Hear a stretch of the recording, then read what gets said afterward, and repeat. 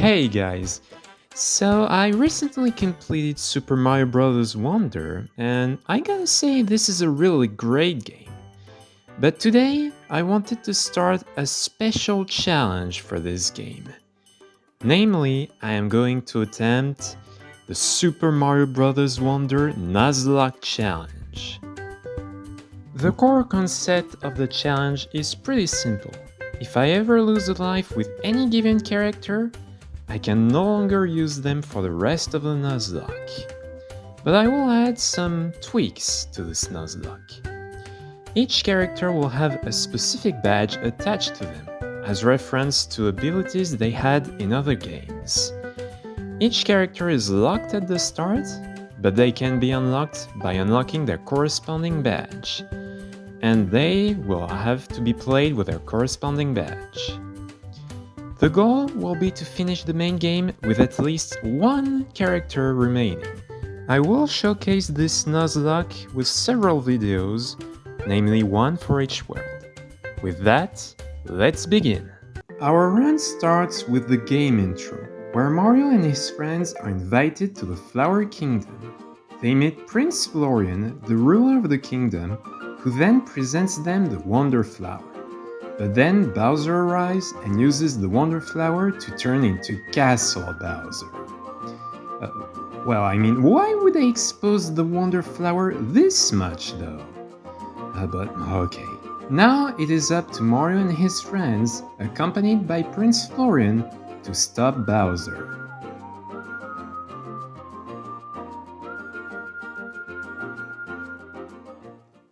When entering World 1, we already have our first character unlocked.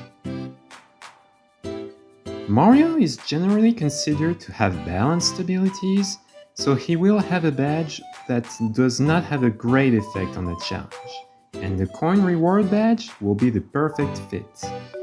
Mario won't have any badges equipped for now, but when we get the coin reward badge, we will equip it.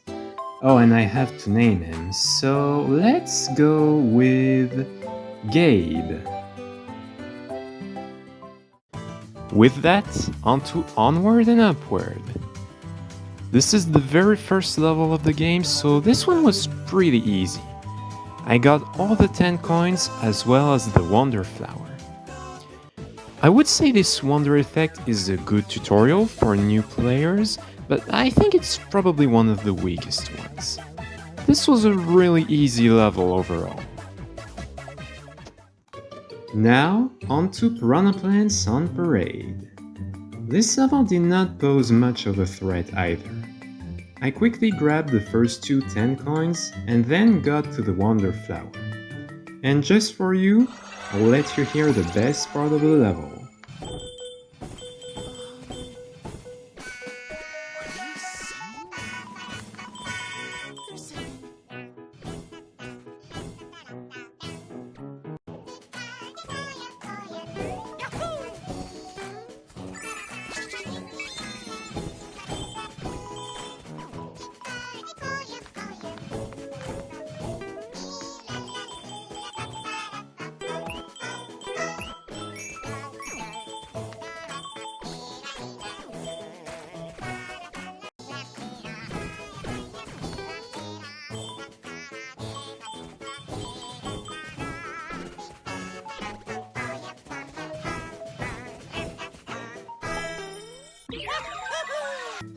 After that awesome Wonder effect, one of the best in the game, by the way, I went for the secret exit. I feel like running in the foreground is so cool to me. And here is the secret exit.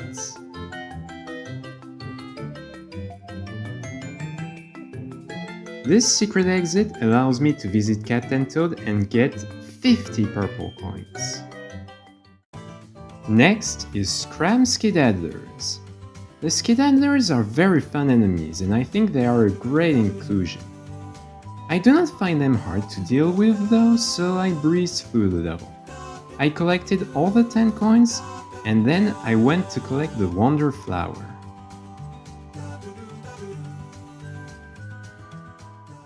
I will say that this wonder effect is pretty fun, but I think it's one of the weakest in the game.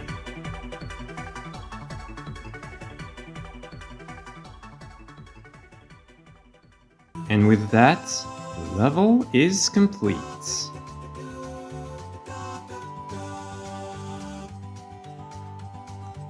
Bowser then continues to impersonate Poplins and claims the palace. So we use the propeller flower to advance through Pipe Rock Plateau, and then we come across a Poplin house being wrapped up by a piranha plant.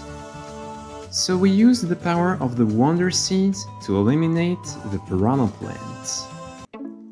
This is where we will unlock the parachute cap badge, so I will swap to Peach. We unlock said badge, and then, a boring tutorial later, we unlock our second character.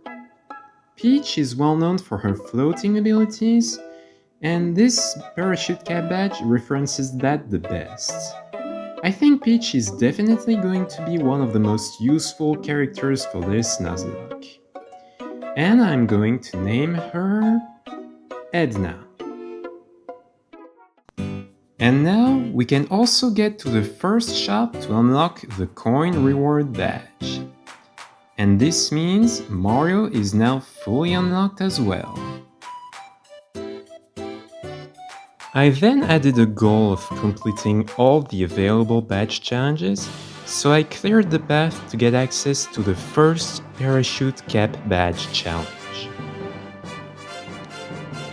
This is the first of many badge challenges, but that doesn't make it a boring level. A badly timed jump can be really deadly, especially during a Nuzlocke. Despite doing some badly timed jumps, I managed to get the first 2 10 coins, but I unfortunately did not manage to get the third coin. I found it wise to complete the level without it, since I'm not especially going for 100% completion. With that done, I then went for the hurry level. And let's just say that that was the hardest level I ever played in my life. Seriously though.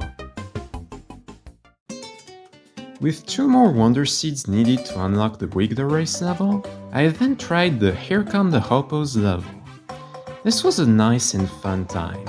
The Hoppos are definitely a fun enemy.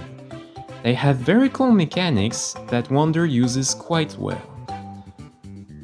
The bounces and rolling are really fun to mess with.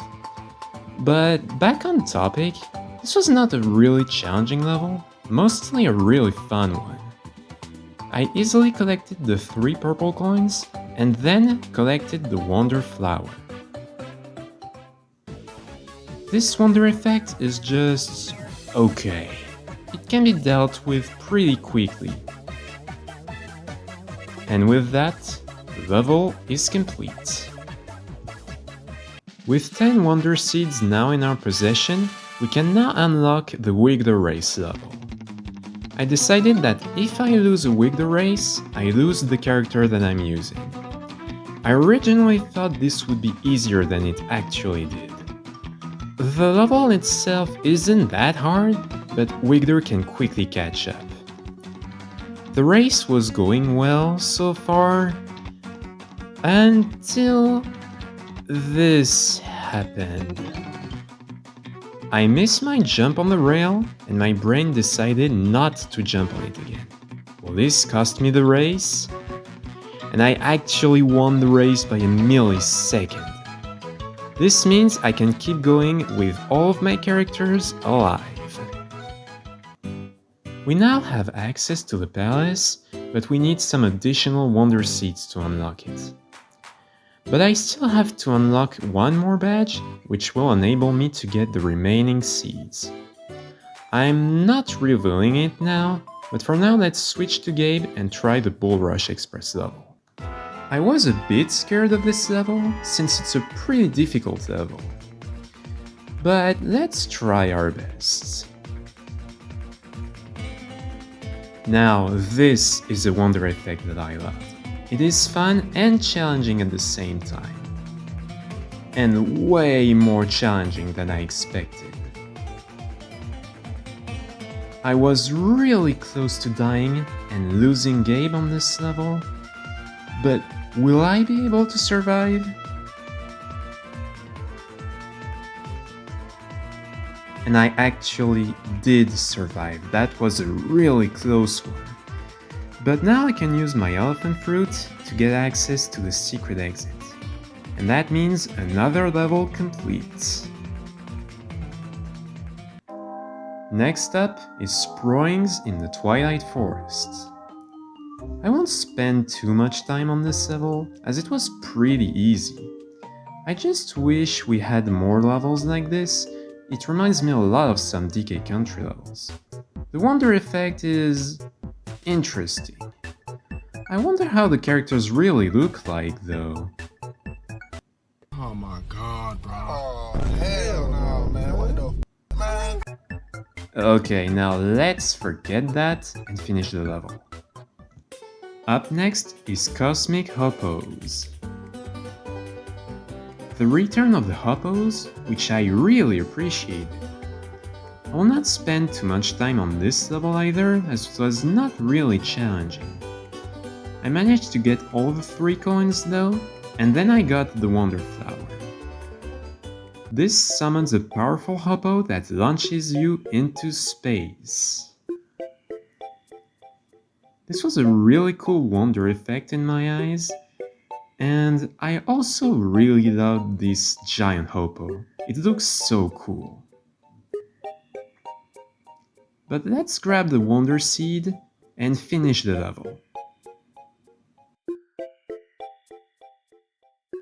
This now gives us access to the first Jet Run Badge challenge, which means I can switch to Fire Yoshi, Red Yoshi, and attempt to unlock my first Expert Badge. This badge challenge was pretty fun and not too difficult thanks to the coin trails.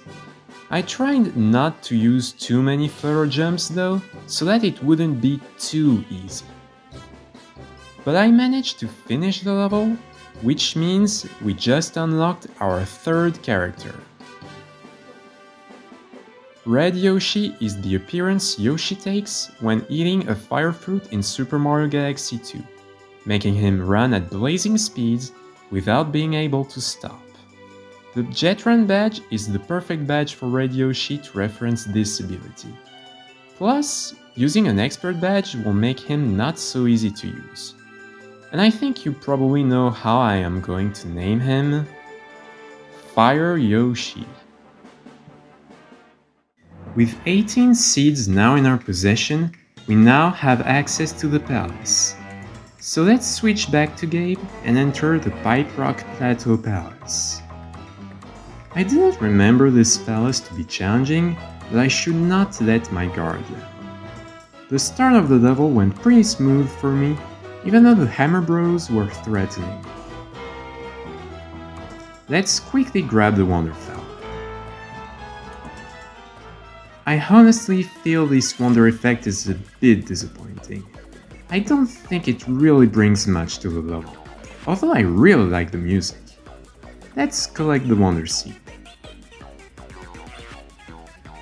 And now, let's try to defeat Bowser Jr. for the first time in this challenge. The Elephant Fruit makes this battle a lot easier.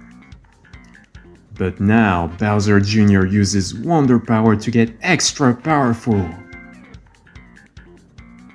Why? Yeah, really hard it was. But the real hard part was when Bowser Jr. became just kidding, it was still easy. With Bowser Jr. defeated, we can now collect the first Royal Seed. This restores the palace back to its original appearance. With that, we now have access to the Petal Isles, the center area of the Flower Kingdom.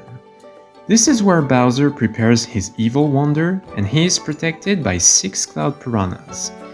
Fortunately, we can use our royal seed to eliminate one of them. And this means we have to get to the 5 other worlds if we hope to defeat Bowser. But this will be a story for another time. With World 1 completed, let's review our progress.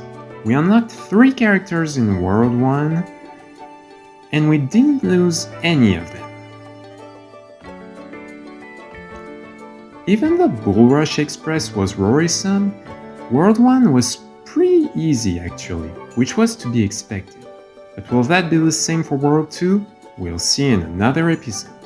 With that, thanks so much for watching and hoping to see you in part 2.